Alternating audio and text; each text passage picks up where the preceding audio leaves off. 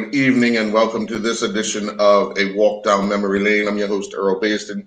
Joining me as co-host, Dennis Brown, and we have two golfers in Kim Swan and Dwayne Pearman joining us as well.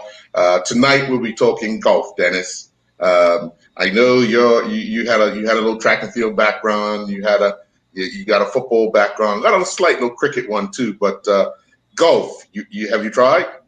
Yeah, a little bit, but yeah, not too much. I respect everybody who plays golf. Um, I remember one time prison officers had a little fundraiser at Port Royal, and I told a guy, I'm a guy who can play any sport. So anyway, he gave me because I'm a lefty, so I took me about five swings to hit the ball, like unreal, unreal. Because in golf, you can't take your eye off the ball. You know what I mean? Right. And that's one of the main things that I recognized early. But my hat goes off to these two who are real legends of the sport of golf in Bermuda and overseas.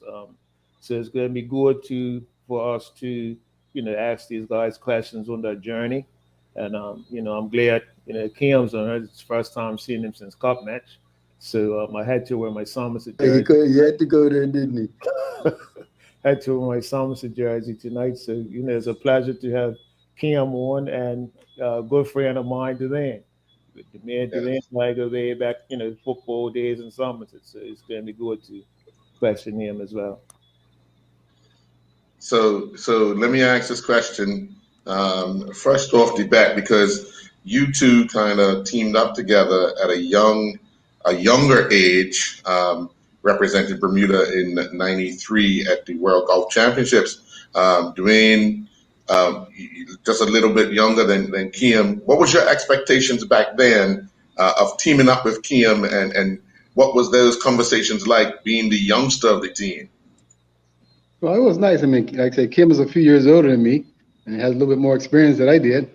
But we did have fun together. We both played well. We knew it'd be tough to win, but we just wanted to play well. That was important. So, and we did. We done good together as a team. I mean, back in the day, Kim was one of the most consistent guys, in Bermuda. Kim was really a good player, back in the day. And then he stopped playing for a little bit, but um, we had a good time. It was fun. Yeah, it was nice to play with. And Kim, you being the senior of the two on that particular tour, what was your expectations of a young Dwayne Pearman? Well, for me, it was an exciting opportunity because I've watched Dwayne come up. We started golf around the same time, believe it or not. Dwayne Perman and Cornell Bean were the two Spring Benny youngsters that Walter King inspired to golf.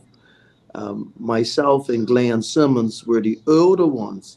And I say older, like 14, and Glenn being about maybe 17 then, that my Uncle Herman was brought along up at Port Royal to nurture us. So we broke through in the 70s. Dwayne and Cornell were like 6, 7, 8, 9 then, growing up in the early 70s, but they used to play with the tourists and they could play. And Walter King used to take them everywhere and play in the Rogers Bridge Grand Slam together. And so for me to have the opportunity to partner in '93, and Dwayne had played with Keith Smith, I think, in the World Cup before that, was really, really great. I mean, I had stopped playing for a bit around 86, 87 when I went into golf management. So I was sort of like coming back out. So to have the opportunity to partner up at the World Cup at Lake Nona was a very special time. I remember it very very vividly, and we've partnered many times again, representing Bermuda together as well in Hong Kong and in Jamaica many times. So yeah, it's been a great experience, and I've watched Dwayne's journey in golf and marveled at how he's just kept on keeping on playing good golf still today, playing good golf under par today, playing good golf, and it's a testament to his commitment to the game, But we grew up loving the game through Walter. I have to say, through Walter King, who in 1970 was the first Bermudian to win the Bermuda Open and the Integrated Bermuda Open, and in 1970 was the first golf professional of this course. It's because of him that we're actually sitting in the boardroom at Port Royal right now, talking to you as two youngsters way back in the early 70s, to be here now talking to you about the history. All right. Dennis? Yeah, and that was going to be one of my questions to both of you guys about, who was a big influence on both of you when you first got into golf. So Kim, I'm assuming it was Walter King. Yeah. For me, Walter King, Herman, my uncle Herman Tushy Basco. Walter was an inspiration. I'll let Dwayne jump in as well. Yeah, Walter King was he was the one for us.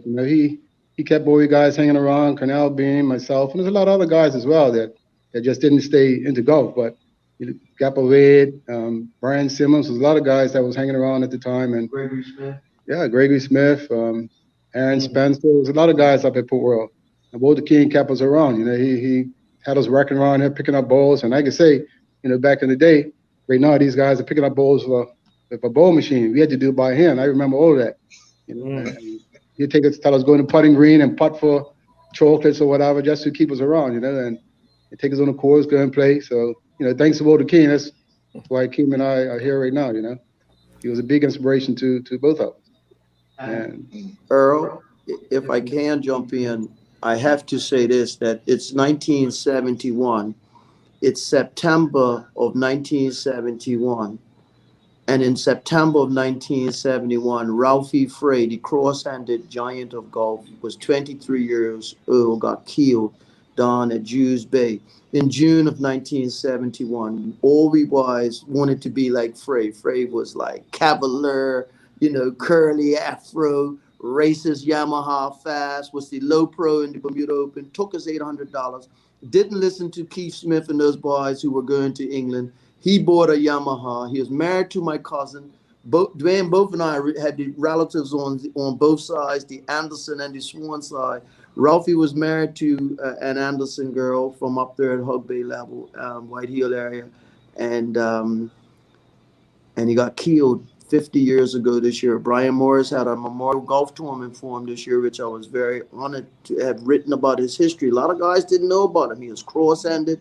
He was long. He used to drive number 1 and number 10. He had a short game. He was Seve Ballesteros before Seve. Seve was born in 57 like me. So when Seve was a little boy like me, Ralphie Frey and Keith Smith were playing tremendous golf in the 60s and 70s. And that's a testament to the golfers that came out of the caddy golfers out of Riddles Bay and Belmont and Mid-Ocean and Castle Harbor. Walter King was amongst those guys too. And they produced some great players who paid attention to the great players that came through Bermuda and the great teachers that were in Bermuda, So, yeah, Walter King, but Walter was the inspiration. And Walter would pack us all up in his Volkswagen car. And not his Volkswagen, that station wagon he had, that blue station wagon, 9501, I think it was, and drive us down the Mid-Ocean to play golf. Yeah, he took us all down Mid-Ocean, told us he earned about 20 houses on the way. but he inspired us, Walter King Walter King became a member of Parliament in 1976. And won't you believe that I became a member of Parliament? I followed in his footsteps, Walter did a lot of things that we carried on from him. He was a great man. He's still alive too. He's not in the best of health in the States, but we love Walter King, man. People don't know what it took for a guy to come up in White Hill area and then plant a seed that produced. Dwayne and I, between us, have had 5 Bermuda Opens before 1990. And the Bermuda Open wasn't integrated until 1967. 67, 68, 69 was won by Doug DeAl, who came to Bermuda from Carnoustie in Scotland and it is a Hall of Fame in Connecticut today. Walter won the first one as a Bermudian.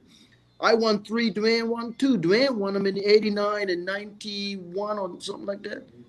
88? 2002. So through that period from 88 to 2002, that's the seeds that were planted by Walter King and the greats of golf at Port Royal with youngsters. It's not lost on me that, man. Dennis? So it must be something about White Hill in the camp. That's all I'm gonna say. Well, I'm going to tell you this about White Hill, right? You know, there's a picture that comes up on Facebook where Joe Corman's bar is, right? When it was raining, we used to run off the field from there, change, and then run down the field in our yellow and blue, right? I don't know if you remember running off the field in yellow and blue. I think they took you up Manchester Street and you played for Somerset by then. But you was growing in White Hill too. Yeah. You're right. To run off that Say it's fair. But I used to hit balls underneath Joe Corman's in the wintertime. There used to be the bench there and the concrete pitch, and stand it up and try to bounce balls off of the reserves bench there, right? Whoa. And you know what White Hill boys. I mean, that basically both of us played football for Bridge. I played cricket for Bridge and stuff. But when you build a golf course and it's public, and you put it in your community, you're bound to have crossover athletes gravitate into that sport. And don't forget the tennis too. I can't, speak about the tennis players that have come up. I mean, I was just driving there just now. And so Stevie Bean played on the same Bridge cricket team that won junior contest. Is a good tennis player. Gladman Lambert and all those boys and all those guys were footballers before they were tennis players and golfers like we are. Yep. So, yeah, I'm proud to be White Hill. And my uncle Scorp Anderson played for Bridge and Rangers, and he was reserved for St. George's in 61 and in 60 and 61 on the Bombers team too. So they didn't pick us down in White Hill, Dennis. Got a good Somerset, man. Okay, so to both of you guys, I know, I was a teammate of Dwayne. So just tell everybody, because they may just think you play golf. What other sports did you guys excel in coming through? I'll let Dwayne answer first. I did get the opportunity to play alongside Dennis Brown back in 1982. 1981, I went on tour with the Trojans. I think we went to Washington, D.C., Dennis. Yes. And we came back, and I went on regular, but I did play a few games for Summers. So I got to play alongside Dennis, who was a hell of a player. Dennis probably was one of the best players on the island as far as fullback is concerned. He was very good. I think he was the youngest in the team at the time, right, Dennis?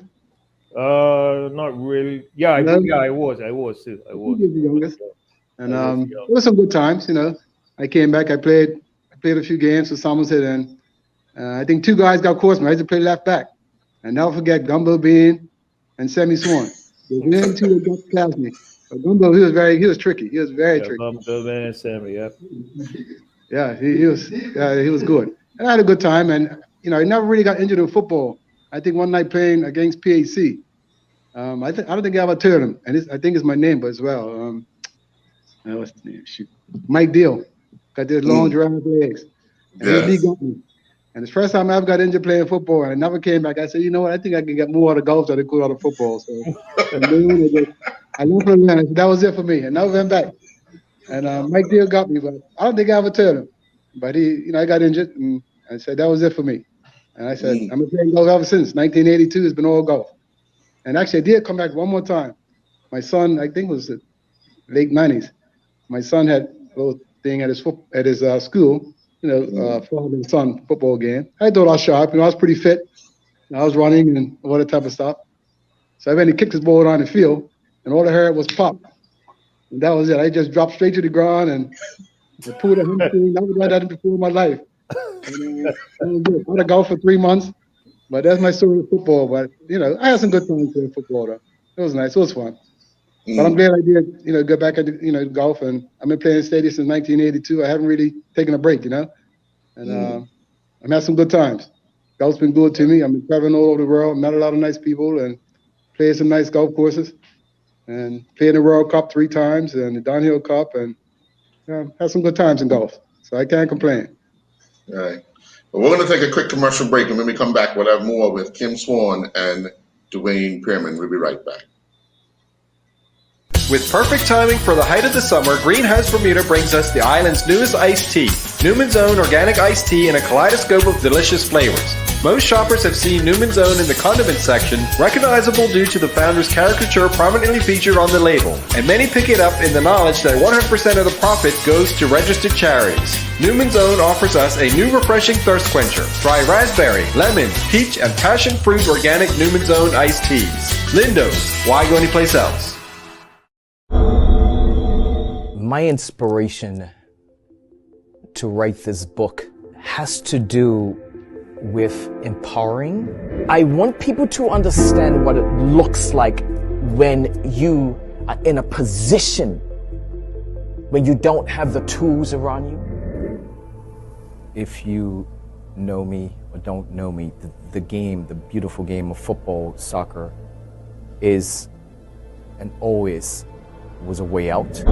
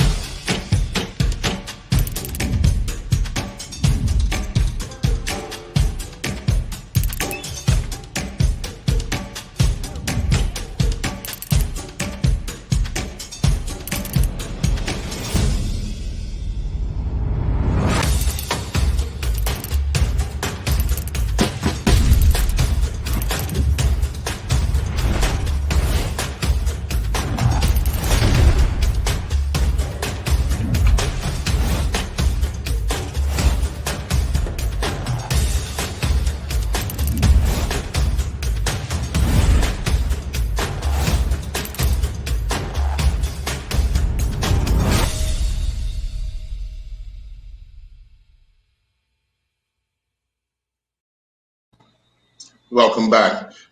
Kim, can you just explain your challenges you had or would have had whilst you were on the European tour? Well, I must say that on the European tour, when I first went for qualifying school, it was quite an ordeal.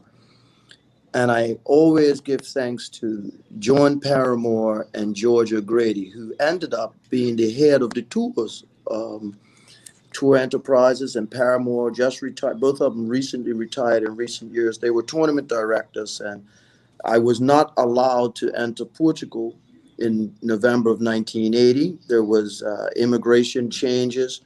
I had a UK passport, citizen of the United Kingdom and colonist passport, similar to the pilot. There was denied entry going to the qualifying school. The pilot looked at my passport and says, "Young bloody hell, your passport's the same as mine. March right in there and tell them that you're British." So I did that, walked in smartly, get escorted back at gunpoint, and and sent me back on Dan Air back to London. And thankfully, the tour thought fast. Paramore and them, and Gillian Oosterhuis was there then. And they made arrangements for a car to meet me at Gatwick. And Gatwick was a small airport then, was a charter flight airport. And they took me to London, got my passport stamped because there were some changes and the like, and put me up in the post house overnight, sent me back. But the kicker was when I arrived, I didn't have much time to practice. And they gave me Manuel Pinero's caddy, Jimmy Cousins. Jimmy Cousins was a celebrated caddy. Manuel Pinero was next to Ballesteros, was Spanish royalty in golf.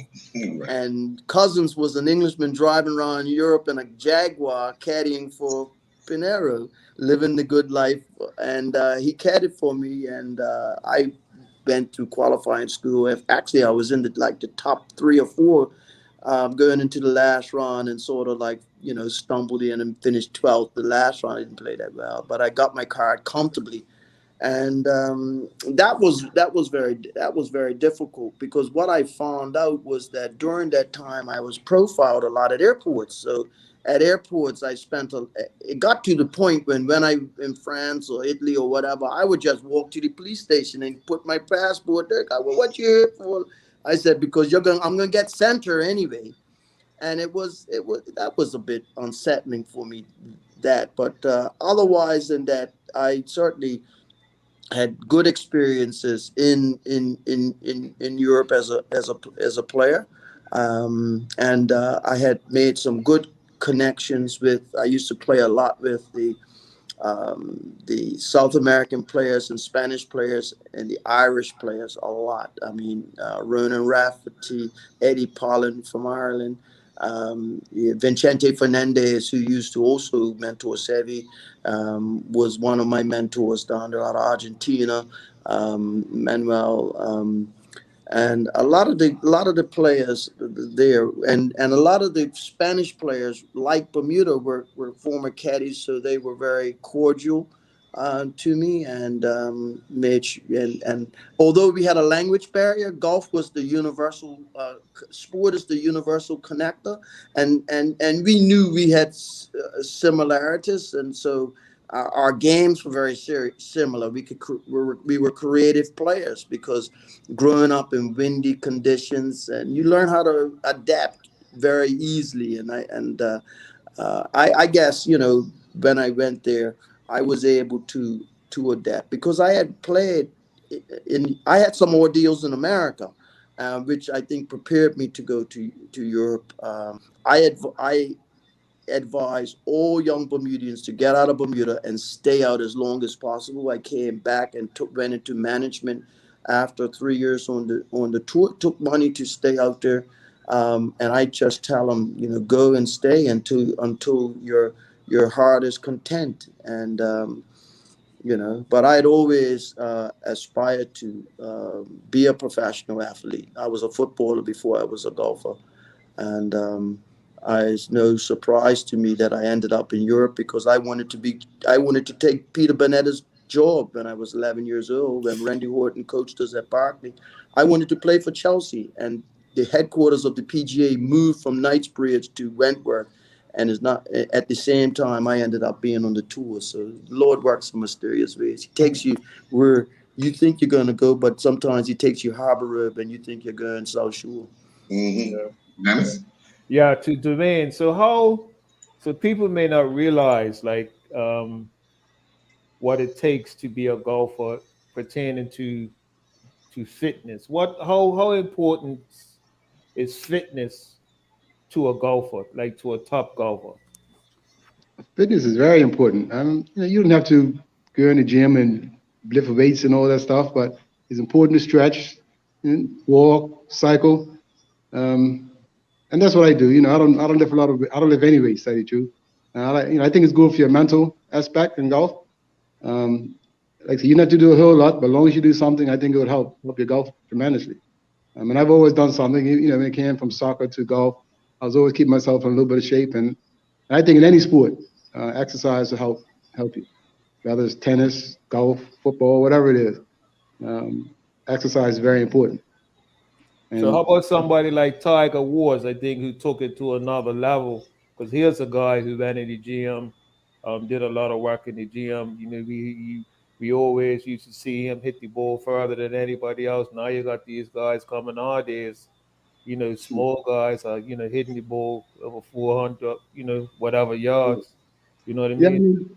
Yeah, these guys have their coaches and their instructors there, and Tiger's one of a million. He got to start pumping weights, but it's not for everybody. Right. Everybody's body's built differently, And he just had that physique where he was just meant for him, I think. Right. And but he done well with it. He done well. But anything about that when it comes to lifting weights, and then when you get tournaments coming up, you got to know when to stop, when to go. But I think it'd be a hard kind of transition. Right. If you got a tournament coming up tomorrow, if I should lift weights tonight or 2 days before. So I don't know. I'm not into the weight thing. I think it's kind of tough being a golfer.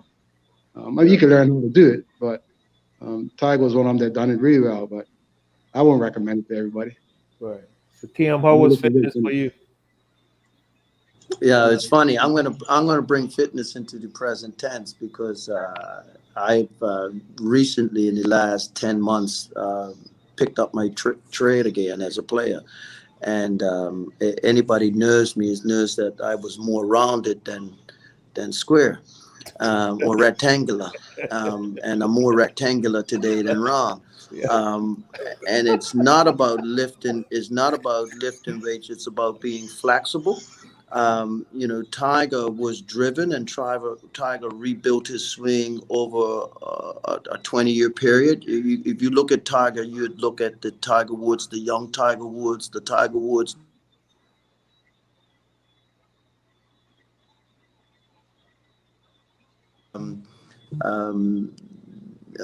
Haney Tiger Woods, and now you look at Tiger Woods, the Sean Furley Tiger Woods, and now you're looking at Tiger Woods has stepped out of himself and coaching himself.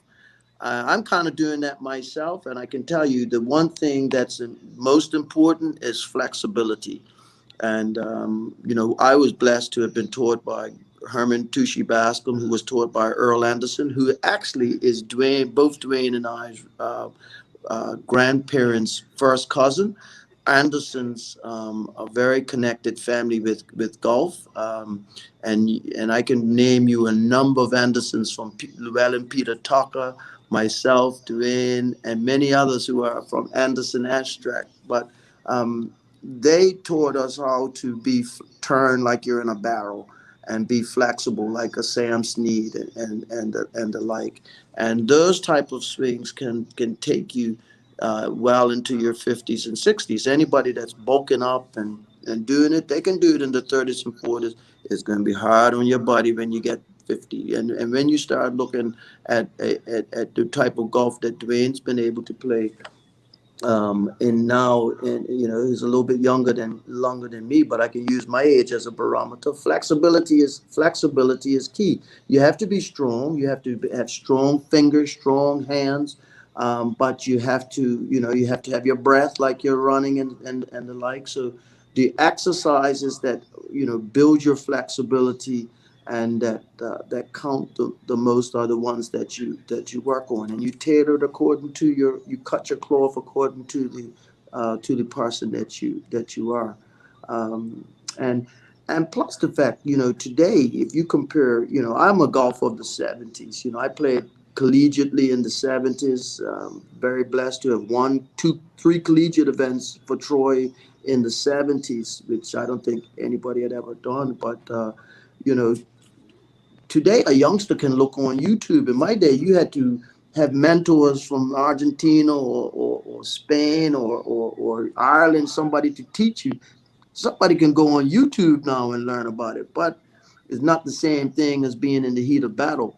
But the information is more available to people today about how to play, and that could be a curse as well, because there's no substitute for being out there and doing it. Yeah, not taking the shortcuts. Yeah, man. You gotta put the time in. You gotta practice. And I'll tell you this much, right? It's not that many people. I'm out there practicing. I practice every day again, right? And outside of myself, I see my cousin Dwayne there. I don't see guys that practice the way Keith Smith used to practice or Keith Perman used to practice, the way we practice, right? You practice in the dark, man. Whoa. And definitely in the rain. Definitely in the rain. Definitely, you had to practice in the rain. And rain, and it's funny. The other day, I'm out there practicing. Van dries up. You saw the van in a certain, and it comes the same thing. My uncle, he'll come up and he'll look, see where the van is, out by a rack, and then he'll go. He's 90 years old. He'll go take his boat out fishing. He knows exactly where to go. So when the van's up, I see the van's taxi coming up. I said, look, let's go out by 15. But I got to try that hole in the second canoe. Because unless you when you play a company, you know where to go. You know what's going to come up. You know what can cause you to get into serious trouble unless you do a certain thing. And, you have to resist the temptation. You have to know when there's trouble, smelling that rain's coming in a certain direction. And you've been there, you tried it. You know what I mean, Dan? Yeah, man. And practicing and experience, Gotta put your time in. Gotta practice. Yeah. Well, we're going to take another commercial break. When we come back, I want you guys to think about to answer this question. What would be your most memorable event and why? We'll be right back. Nuco is a company impressively dedicated to the production of coconut concoctions. Their motto is coconuts for life, and however that resonates, it seems to have done the trick for vegan snack lovers. Nuco uses 3 ingredients in their wraps: pure organic and GMO-free coconut meat, coconut water, and unrefined virgin coconut oil. Nuco extols them as the all-natural alternative to bread and tortillas. This month we're featuring gluten-free Nuco organic coconut wraps in a 5-pack. Lindo's, why go anyplace else? My inspiration to write this book has to do with empowering. I want people to understand what it looks like when you are in a position when you don't have the tools around you. If you know me or don't know me, the game, the beautiful game of football, soccer, is and always was a way out. Still fearful on what to do, what would happen if I say something. What can we do in this book to incorporate tools to help specifically our group of young people in Bermuda? Could you imagine doing a read with little people and breaking everything down for them and having them to have a voice and having conversation pieces, if it's chapter by chapter?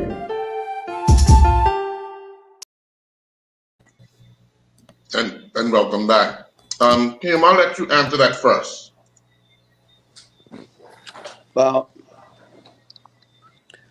I would say a couple of times, but I would say the year in 1983 when I beat Ken Green in the Bermuda Open. I birded the last 4 holes to tie him and beat him in a playoff. But anybody that knows that Ken Green was certainly my team leader at Palm Beach Junior College. He went on to University of Florida. I went to Troy, and I had become able to win at collegiate at that time. But I had been on tour. I had worked with some good players, but to win the Bermuda Open for a second time and defeat Ken Green, that was a major accomplishment for me. Ken Green went on from there to win 5 times on the U.S. tour and become a Ryder Cup player and the like. There have been some great other memorable events, but if you had to narrow it down, and that was here at Port Royal, where my field of dreams, where it all began. I'll never forget that that day. That even more than my first win in 1978, which opened the door to have had Ken Green come to Bermuda and to win the tournament. And I saw it in a Palm Beach paper.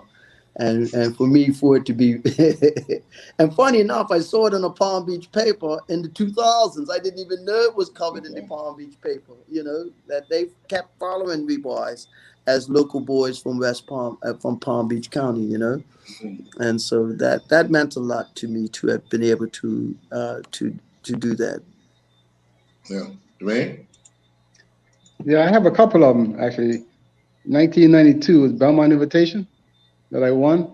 I was leading by, I think, 6 or 7 shots, going to the last round.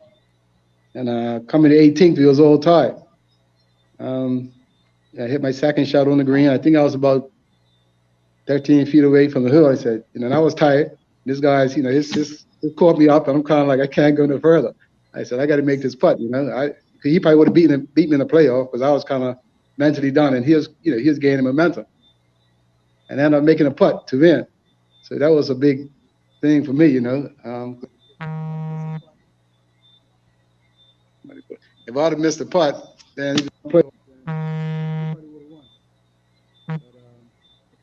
that was one of them. And the second one was 2002, winning the Bermuda Open for the second time. I won it in 88 the first time.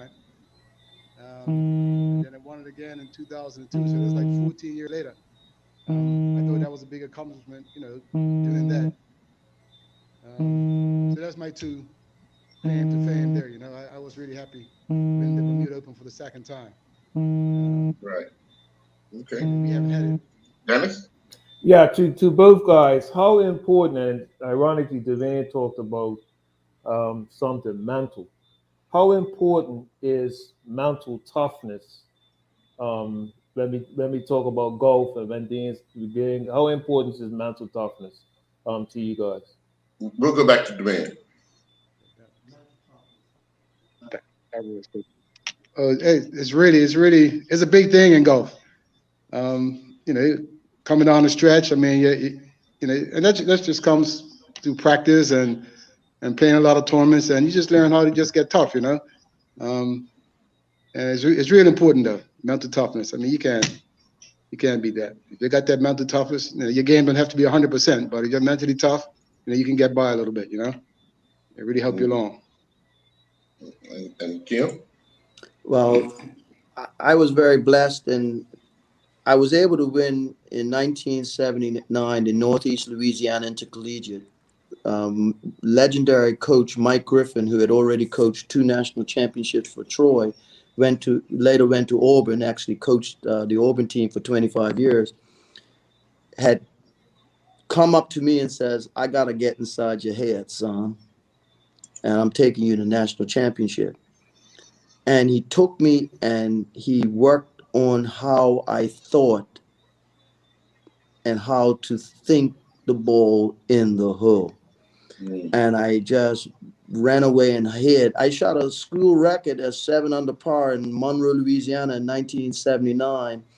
And he taught me how to think. And I never forget that after I became an adult and I went away and I wanted to come back to the game in the 90s, I met up with Dr. Bernard Jensen down in, we were at the World Cup actually, and I was living in Orlando at that time and made friends with him. I brought him here for sports psychology, and I wanted to introduce him to the football and cricket as well because he actually used to coach the tennis. He is a professor of psychology, but because he loved golf, he used to offer his services to mini tour players, the football team, the tennis team, and the like down at the University of Central Florida, which is probably one of the biggest universities in the United States now. And so I started working with sports psychologists back in the 90s and incorporated as part of my teaching. But in college, we had it because the coach had to be your sports psychologist. He had to figure out what was preventing a player from getting over the hurdle, and the coach knew what was preventing me from moving forward, and he tapped into that and he brought it out of me.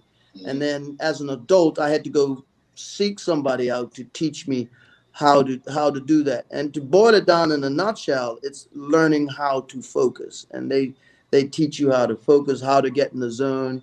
And most people think it's rocket science, but it's about doing the simple things over and over again. It's about meeting your target. If you're playing football, it's about, you know, tying your boots a certain way and doing certain things a certain way. In golf, it's about just keeping your routine, being consistent.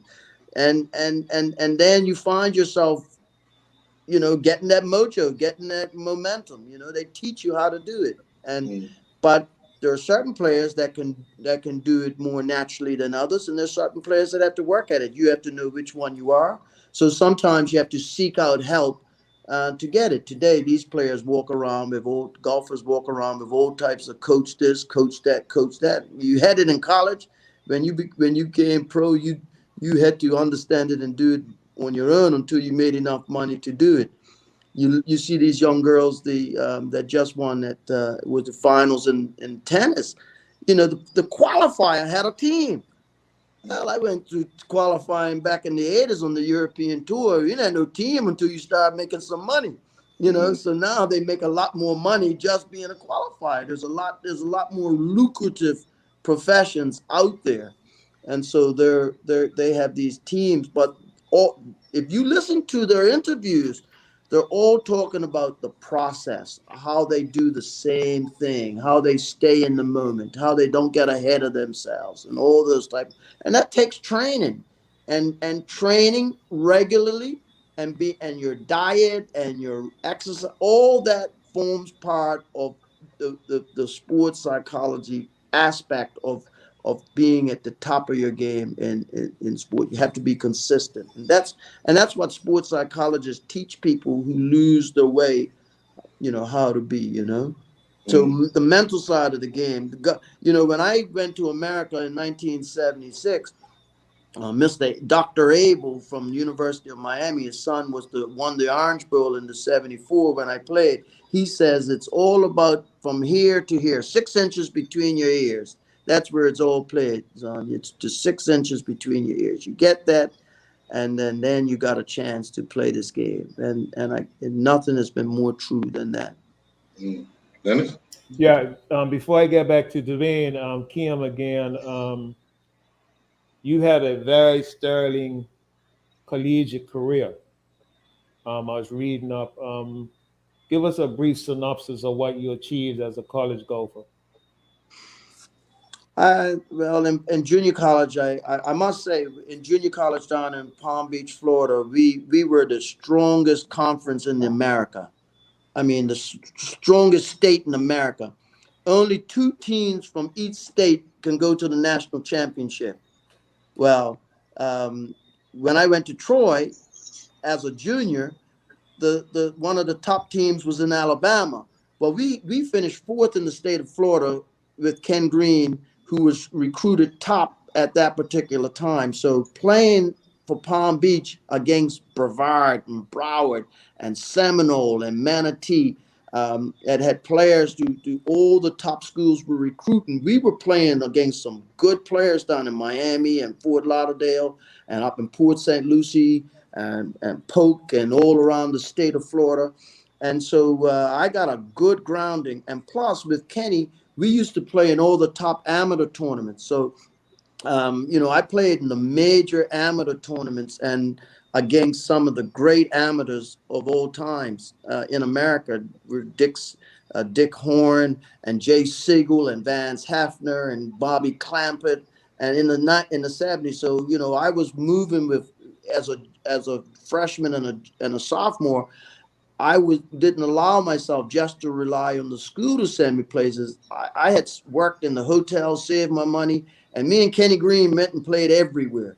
And we played in the Dixie Amateur, the Eastern Amateur, the Porter Cup, the Western Amateur, the International Full Ball. So in addition to collegiate tournaments, we finished 5th. Kenny won the Azalea. I was the low man of the last round of the Azalea. All the top amateurs were going to the Masters the next week.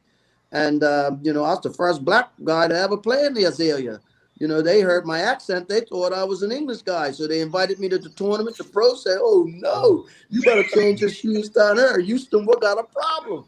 But I went on and played because I knew I was trained in Bermuda how to navigate through some difficult circumstances. You know what I mean? So then when I went to Troy, that was a blessing because Troy was recruiting Kenny.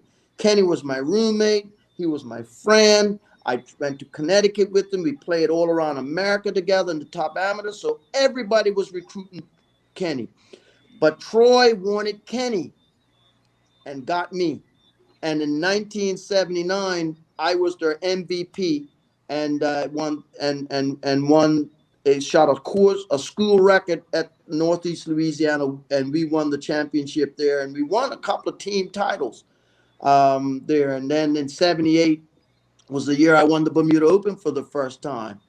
And, played in the Western Amateur with Masi Kuramoto, the great Japanese player, and Tommy Brannan, who was the pro at Augusta Country Club today, who was one of the best Georgia amateur players of his day, and Jimmy Stewart, who won the mid amateur as well. I used to play with all those boys down in Alabama, and I was good.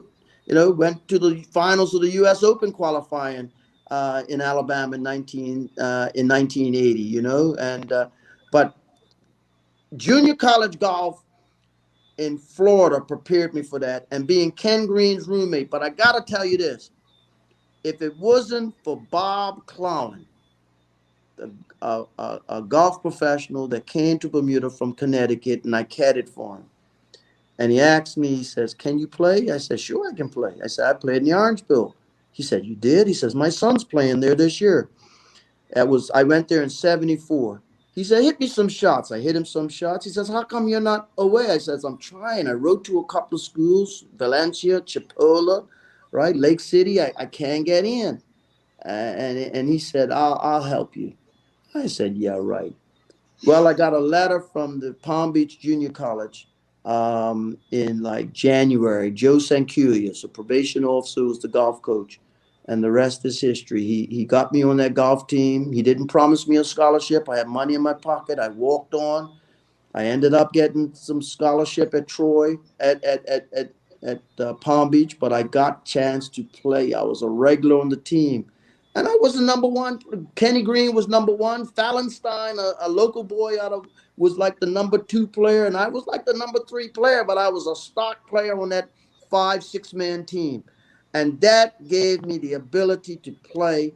And then we guys played everything in Florida. We played every amateur tournament that we could get in. And we played with the best amateurs in the Southeast. And that prepared me to go to Troy.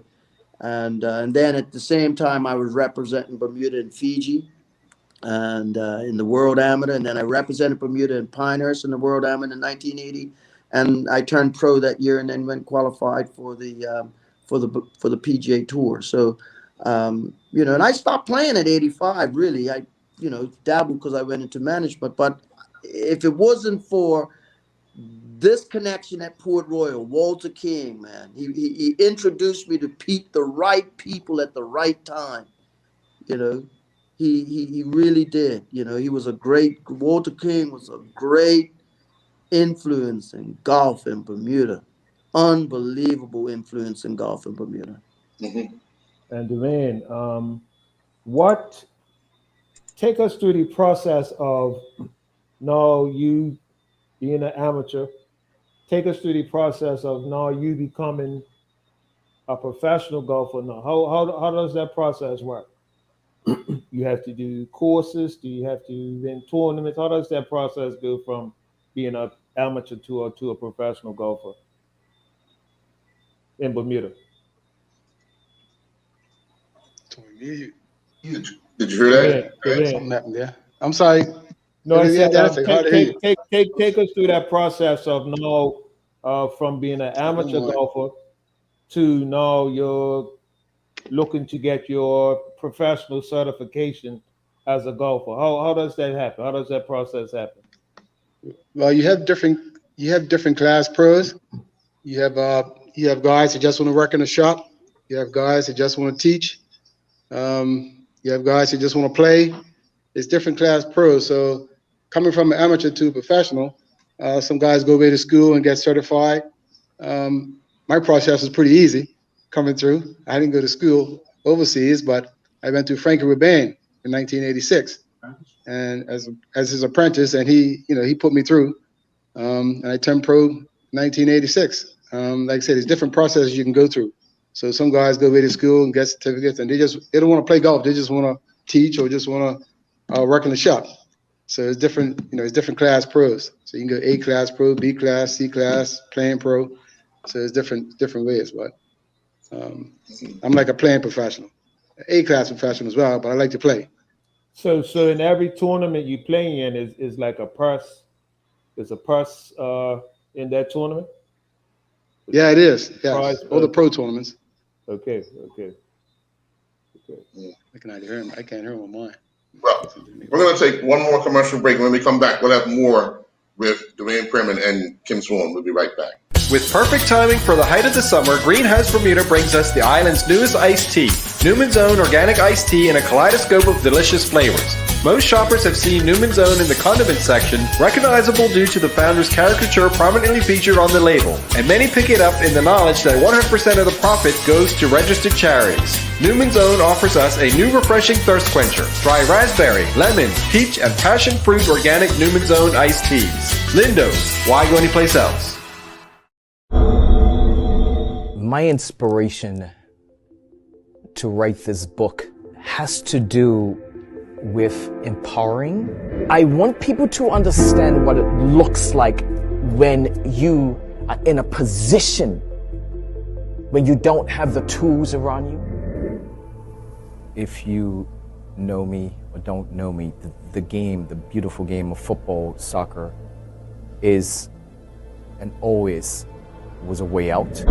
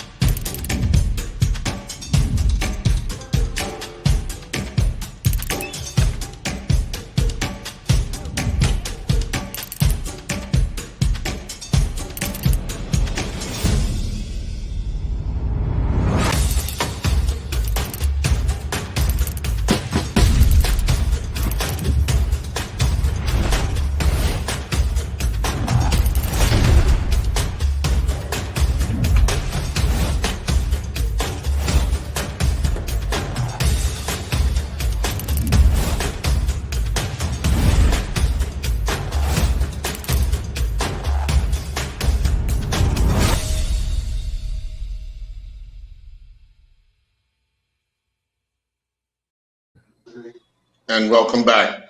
Dwayne, let me ask you a question. Every professional struggles at some point in their sport. What was the biggest struggle you had, and how have you worked at it to kind of make yourself stronger in that one particular area? I tell you what, coming up, Earl, I never really had a good golf swing. I just worked hard at it. I like to hit balls, and that's what I done every day. I hit balls. I practice. I didn't really take lessons until probably late 80s.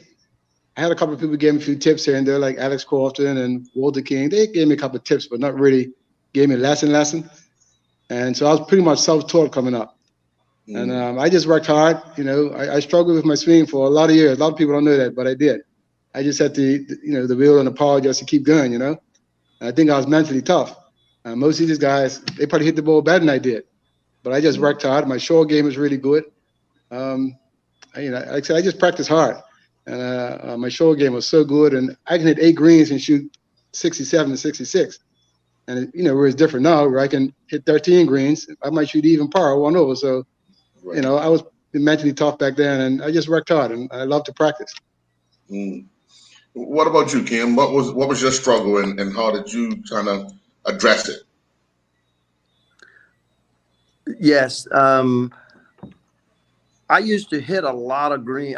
Mine was the opposite. I used to hit a lot of greens in regulation because I was taught by Herman. So I had good fundamentals, and I was a very good ball striker. So I used to hit a lot of greens. I mean, I could go around any man's golf course and hit 15, 16 greens and think nothing of it. And I was taught by my uncle, and I used to be able to imitate. He taught me how to imitate him, which was a masterful way of teaching, because when I used to play with good players, if he could hit a shot, I could go away and learn that shot immediately. And he taught me that way. But in growing up, I imitated his bad putting style. My uncle, when he was in his 60s, wasn't his sharpest putter. He used to deliberately cut putts. So when I went to Florida to school, I used to cut putts deliberately, which meant if you played pool and you hit and you know how some pool players could roll the button and some were spinners. I used to spin putt deliberately. Aoki, I had a similar style to the Japanese player Aoki, but I deliberately used to spin the ball, and it worked on those old Bermuda greens back in the 70s, and it used to drive my buddies nuts because they couldn't read greens off of me because I used to take the turn out of the green. So I used to shoot some phenomenal scores in South Florida spinning the ball. Kenny Green threatened says, I'm gonna take you up north because there's no way you could hit that spinning putt up north. And it's true. I couldn't putt bent grass greens at all. So I had to teach myself how to putt, and I believe that's how it fed into when I went to Troy, how Coach Griffin taught me how to putt. So I would always have an inner battle, because when you play, you always gravitate back to something that you did naturally as a youngster. So now that I'm playing again, I've been able to incorporate part of my old style, because you go back to those old habits. And I used to cut putts, so I've learned how to take that style and make it into. In fact, I'm going to tell Dwayne, I've incorporated his old style. I push putt. In fact, I push hit. And that was a style because I used to, we pay attention to what each other's doing. So I do that now to combat a habit, because I copied my uncle, and I copied his good habits, and I copied his bad, and I mastered his bad habit, but it wouldn't work on a billiard table. It would work on those old nappy Bermuda greens. So if I played in South Africa, which I didn't, but if I know what the greens were like, or if I played on a seaside course that had tangly greens, I was in my element there. But I had to learn to roll the ball. So sometimes you have to make sure that you practice that repeatedly. My best round on the European tour, my buddy went out at night. I stayed home, put my head up against the wall, and rolled the putter up against the wall. Now, not to go out at night in Holland and then shoot the low round on the European tour the next round in the 81 Dutch Open is a big feat, because it takes a lot not to go hang out at night at Holland. I can tell you, I stayed in. But I knew that I had that creeping. I had to put my putter up against the wall and run it up and down the wall in order to force myself to have that stroke, because it didn't come natural. My natural stroke was a cut, and I had to relearn that. And that's the one thing. So I understand. But Dwayne saying that he used to hit, but Dwayne was like Ken Green. They can get the ball up and down out of a trash can. You drop the ball in the garbage can, say, what do you make? How do you make par out of the trash can? Well, he found a way to kick the can and make it roll up on the green and sunk the putt. He had a magnificent short game. And Kenny Green was the same type of player. So when a player has that type of game, they know they're going to make they're going to make putts because they have to save. So when they get that birdie putt, it's no different than a par putt. It's a putt that you got to make. When you're hitting a lot of greens, like I was hitting a lot of greens, you get in the habit of missing a lot of putts. And that's what my coach had to teach me, how to manage being a great ball striker and how to increase the percentage of make putts.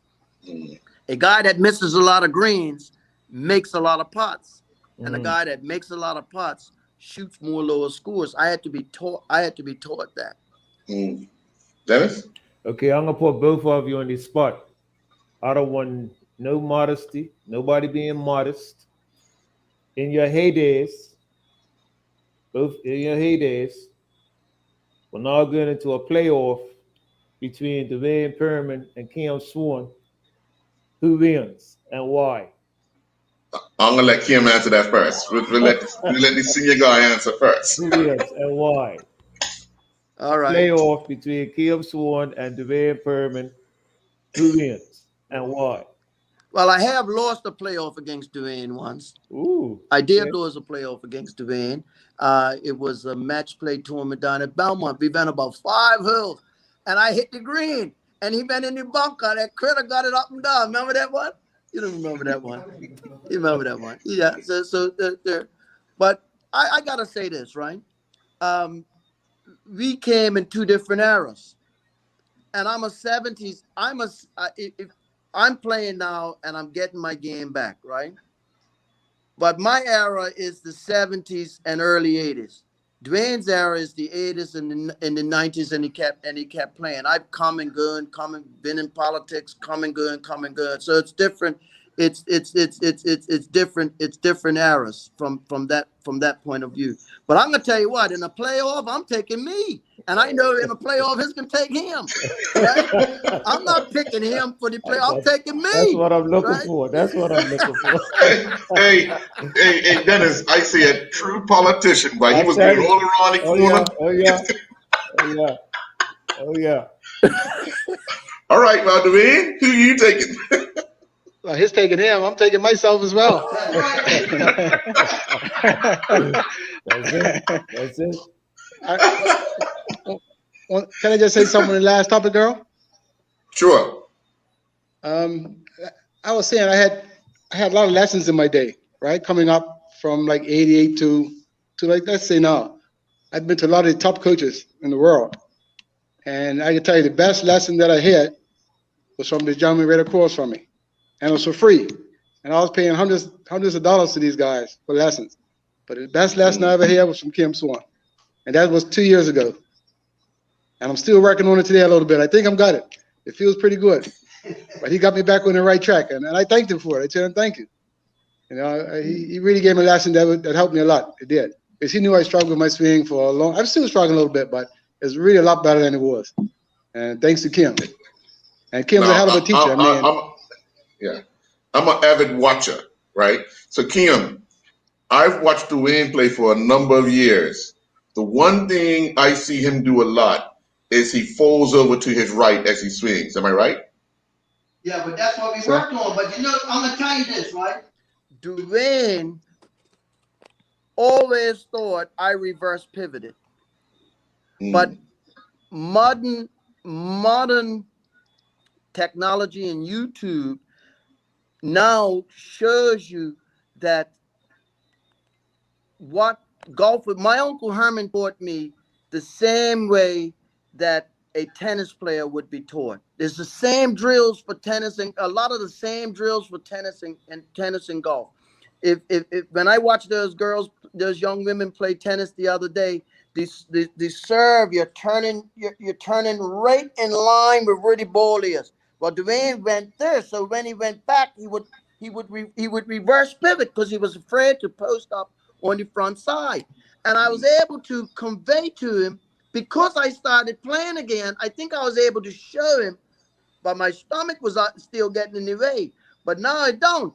But he's perfecting that. And he's starting to swing better now than he did when he was younger. But I say that and saying this, that if I had to take him back in the time capsule and I was his coach, I'm taking him back as the chipper and potter that he was, with the same ball striking, right?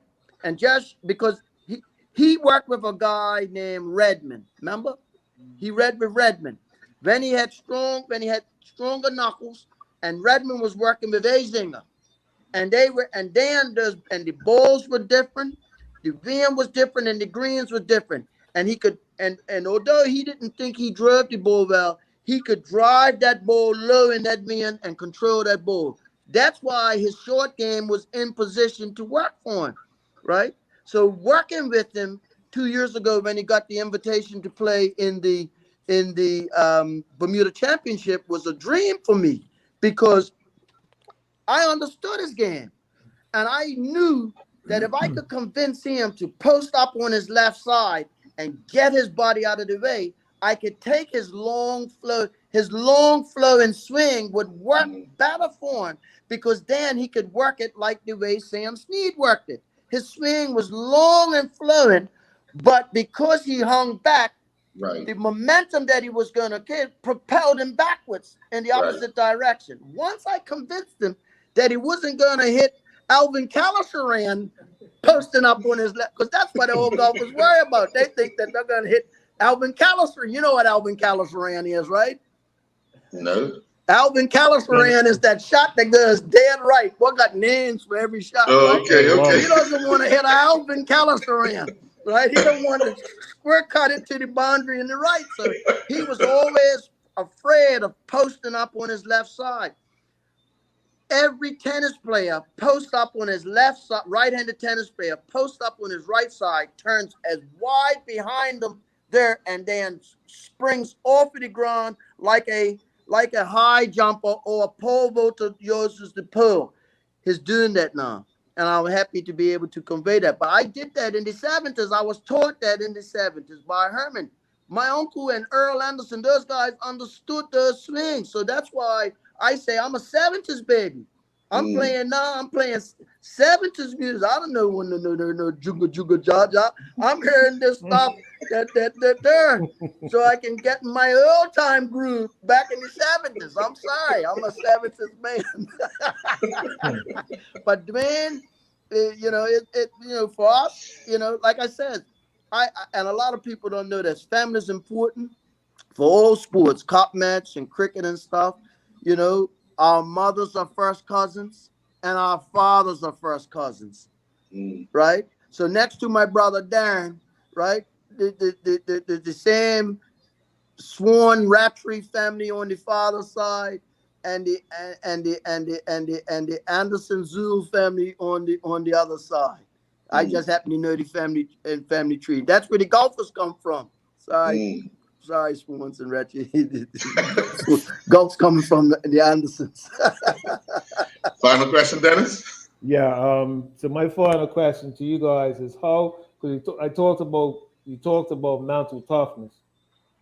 Now, how important is it to remain calm and composed when you go in the bunker or go off the fairway? How important is it to remain, in a calm state of mind in order to get out of those bad situations? Kim? I heard He's almost saying calm, right? How you stay calm in a tough situation? You just take it as it comes. You can't panic. When it comes to golf, I always say 5 is better than 6, 6 is better than 7, 7 is better than 8. So the thing is to try to keep the numbers down as low as you can. And that's my perception of it. I just try to keep the numbers down. If I get in a little trouble, then I'm chipping out. I'm going to take my bogey and I'm going to run. So I just try to I don't panic. Even when I'm playing against somebody, I said, everybody has a turn. If this guy don't make any mistakes and he beats me, then it was his turn. But I'm gonna try to beat him. So it's just that's how golf is, or any sport. You just don't panic. Just take what it gives you and just keep going. Sure. Sometimes being in a bunker is a blessing. There are positions, and I think that's one of the things that you learn through competition. Sometimes when you study a course, a pin might be in a certain place and you might be on the green above the hill. You sometimes are better off being in the bunker below the hill, right? And number 16 at Port Royal, right? If I'm going up Port Royal, if I'm going 3 under par, 2 under par, 1 under par into number 16, and that got me back on that back tee 220 yards, I'm looking at that bunker. And if I'm there on October 28th, I'm looking up to the left-hand side of that grandstand. I'm turning that thing into that green. And she's going to hit and bunks in. If she's in that bunker, I'm getting it up and down, taking my par, and I'm going to 17. I'm going to look at the hot dog stand and say, thank you very much. Because if you try to be a hero, you could hit a great shot and bump. So you have to look at a course and see, where I'll never forget this round. 1978 Azalea Amateur last round. I had a bigger gallery than Ken Green, who won the tournament. That was the same tournament that I showed up, and I was the first black to ever play in the tournament. All the African Americans that couldn't get in that tournament in Charleston, South Carolina, came out to watch me. I was made to turn 3 under par. I stood on the legendary 11th hole with Sam Snead that made 11, 3 under par. And the caddy said to me, 9 iron. I said, I can't get there for 9 iron. He said, precisely. I says, I can get there for 6 iron. He says, not today, brother. He says, you're not playing for you. You're playing for us. Hit the 9 iron short of the green. Hit the 9 iron short of the green. Chipped it up on the green. Made par. Went to went to the 12th hole 3 under. He said, I'm seeing guys go in that left bunker and go in the right bunker and go in the left bunker and go in the right bunker and then figure out they're going to hit it back to where I told you to hit in the first place, take 7 and walk away. And that's what you learn through experience. I'll never forget that as long as I live. They had the U.S. Women's Amateur or Open at Country Club of Charleston talking about that 11th hole. But that 11th hole is history for me. And at that tournament was Vance Hafner and guys like Larry Rinker and Ken Green won the tournament. I won the first flight. That was history, 1978, the Azalea Amateur there. But that's how you learn how to play courses. You take your medicine. Sometimes a 4 is all that is in it for you, but the 4 is better than the 5. But you gotta know where a 7's waiting for you, because it's out there waiting for you. And if you can navigate it and take it, and then go there. And in England, in Scotland, they always had 2 hills side by side, a 345, 350 hill going east, and a 400 hill going west, side by side. And if you were lucky, you got the wind going east on number 10, and you got the change of the wind coming west there. But sometimes you got the wind into your face, and it changed, and you got it into your face coming back. So you had to then be able to recalibrate, and it took me a while to learn how to do that by playing links courses in the UK, and they're designed like that, along with the trade wind, come back with another wind. So sometimes you might play a course that's actually a par 74 course, but you might catch the wind where you're actually playing a par 68 course, and you have to make hay when the sun shines and know when to hurl, know when to furl. And so you learn that through experience. And sometimes you stand up on a tee and it reminds you, like when I used to play, I always used to try to let every hole that I went to a new course, I used to try to say to myself, what hole does it remind me of? And if it reminded me of Port Royal, I was, there. If it didn't, I tried to make it remind me of something so I can feel familiar with it. I used to deliberately do that. And so when you get in situations, if you've had some experience, that's how experience works for you. Well, Dennis, we've been educated tonight. I'm telling you, big time. Big time. We've been educated tonight. I want to thank you both for enlightening us with not only your experience, but the experiences of golf. It's just one of those where we, just learn so much. And Kim, you've taken us down a memory lane of names that we would probably would remember back years ago, and guys when they were on the tour or just off the tour and so forth. But again, I want to thank you very much, and gentlemen, enjoy the rest of your night. Thanks, Earl. Thank you, Earl. Appreciate it. I do have a son coming behind me as well. See, it's Junior. Yeah. I know. Yeah. Okay, all right. All right. Thank you, guys.